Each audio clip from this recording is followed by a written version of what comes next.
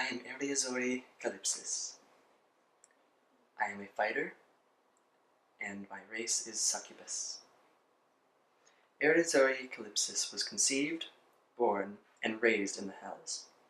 She was born into the service of Devil Lady Airaxori, a powerful devil who specialized in deals with mortals, using succubi and incubi, as well as tactical warfare using her Cambian army.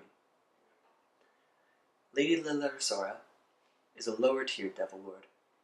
However, she makes up in ingenuity and cleverness what she lacks in power. Her group is called the Heiru Grivil, or the Hell's Garden, and her realm is made up of a vast garden where each flower is a different soul. The branch of succubi and incubi, known as the Saft Hershaftes, or the soul harvesters, would make a large variety of deals and contracts, including incantations, knowledge, and even assassinations. The other powerful group, in service to the Lady Devil, was her army, known as Rawa Zamara, or the Rose's Thorn, and is primarily comprised of Cambians, yet other warrior devils are present. The elite of the two groups accompany the Airaxori in her garden and assist her with tending to the souls to shape them into beautiful but terrifying monstrous plants. Near the beginning of the process, the souls held a bright silver light. During the process, the souls tended to take a deep crimson as the corruption took on.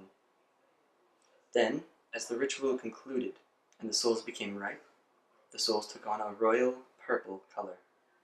To Heiru Grivil, the corruption of a soul is a delicate transition, and therefore the soul should be looked after and nurtured in each way, performing rituals and grooming every day to ensure the corrupted soul's growth. They believe that if a soul is corrupted in this way, it will yield more beneficial results, either through ingestion or through some sort of reincantation or reincarnation of the soul. This process is considered such an honor to be part of that only the highest nobles of Heiru Grivil are allowed to take part, and even fewer to partake in the finalities of the ritual.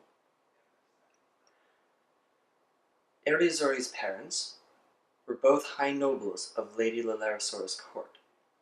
Her mother, Zenyana, was the succubus leader of the Saftersers, and her father, Kaimus, was a high Cambian general in service to the Devil Lord. Airaxori was the name she was given at birth by her parents, although she intuitively knew her true name from the moment she had coherent thought. As a devil, her true name was an extremely powerful thing, even more so due to her physicality and appearance. Gaining the strongest qualities of both species her parents originated from, wings, horns, and tail for battles, as well as the seductive body of a succubus. She was already a step above the rest. However, with deep purple skin, crimson hair, and bright silver eyes, all the colors of the ritual of soul corruption, she was immediately believed to become the strongest of their kind. She grew up being praised and nearly worshipped by the lower devils. However, there was a group that was wary of her and shunned her. They looked into the silver of her eyes and saw the purity of a soul, and so they believed she may one day turn against them. This was difficult for her, not quite knowing her own strengths or what to do with it, nor did she understand why people detested her. By the time she matured at age 19, the attention even caught the sight of Lady Airaxori. She, however, didn't see a prodigy or a traitor, but a powerful weapon that could be wielded.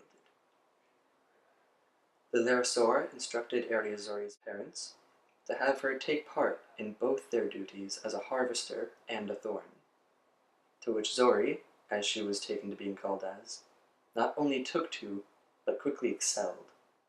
Her fighting abilities grew quickly, and she became proficient in nearly all weapons, armor, and shield, although she swayed more towards the eloquence of the bows and whip.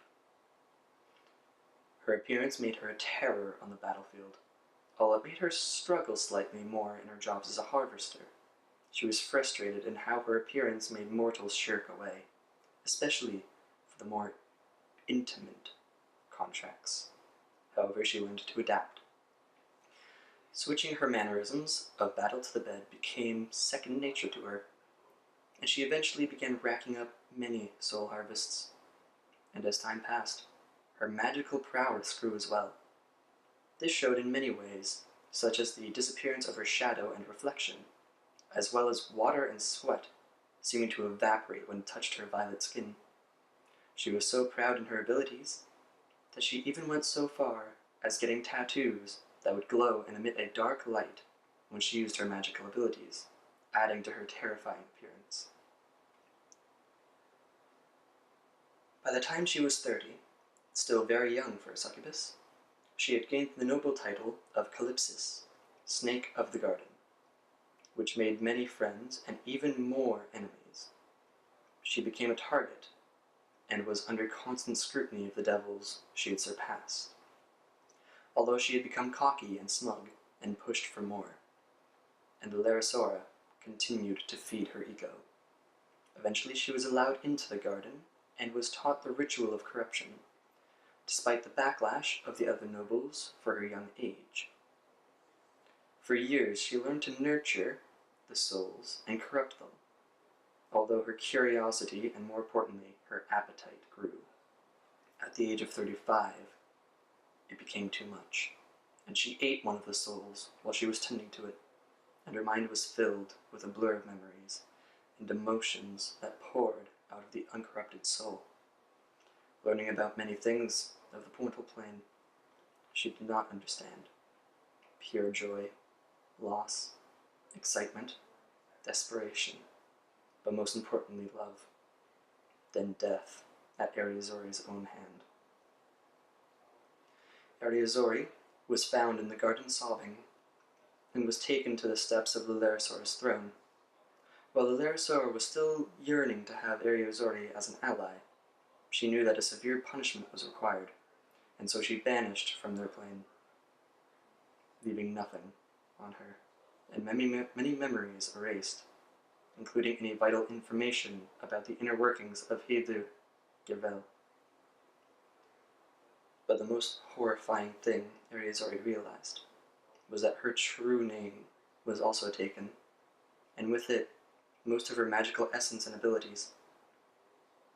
While some quirks still clung to her, she could no longer reach out and grasp her previous power. Shaken by the onslaught of memories, expulsion from her home and family, and the loss of her name, she wandered the mortal plane.